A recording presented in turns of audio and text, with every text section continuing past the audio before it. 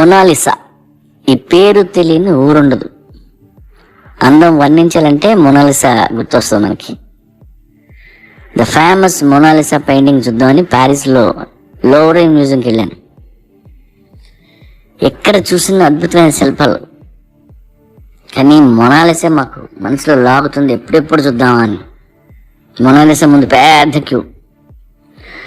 ఒక గంట తర్వాత మొదటిసారి మొనాలిసాని చూశాను. ఇదేనా మొనాలిసా అని మ్యూజియం సెక్యూరిటీని అడిగా.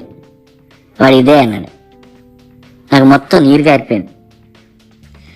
చిన్నప్పటి నుండి ఎన్ని బిల్డప్లు విన్నా, ఎన్ని పుస్తకాల్లో చదివా, ఇదే మొనాలిసా అనిపించింది. 30-40 సినిమా పోస్ట్ ఉంటుంది కదా, అందులో సగం కూడా లేదు. 2 అడుగుల పెయింటింగ్ అది. మొనాలిసా కళ్ళల్లో కళ్ళు పెట్టి చూసా. ఏంటి అందం. ఆ మ్యూజియం చూడడానికి వచ్చిన అమ్మాయిలందరికంటే చండాలంగా ఎవరైనా ఉంటుంది మొనాలిసా. తనేమో అందానికి మెజర్మెంట్ అని వాడతారు. మొత్తం మ్యూజియం తిరిగా, ఒక్క మొనాలిసా పెయింటింగ్ తప్ప అక్కడ ఉన్న ప్రతిదీ కళాఖండమే. ఎందుకు చెప్తున్నా అంటే, లైఫ్లో కొంతమందికి వచ్చిన పాపులారిటీ కూడా ఇంతే. ఎందుకు వచ్చిందో వాళ్ళకి కూడా తెలియదు. అద్భుతమైన ఆర్టిస్టులు ఉంటారు, వాళ్ళ పేరు ఊరు ఎవరికి తెలియదు, వాళ్ళ వర్క్ని ఎవరు గుర్తించరు.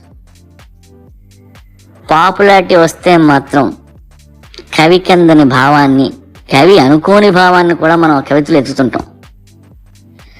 ఆ గీత ఎందుకు అలా గీసాడు చెప్పమా అని పెయింటింగ్ మొత్తం ఎదుగుతుంటాం. ఆడు గీసింది అమ్మాయి కన్నే, ఒట్టి కన్ను, కానీ మనకి ఆ కంటిలో తడి, ఆర్ద్రత, మట్టి, మశానం అన్నీ కనపడతాయి.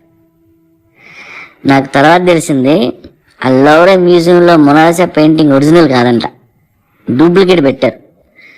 ఒరిజినల్ నేమో గవర్నమెంట్ దాచుకుంది.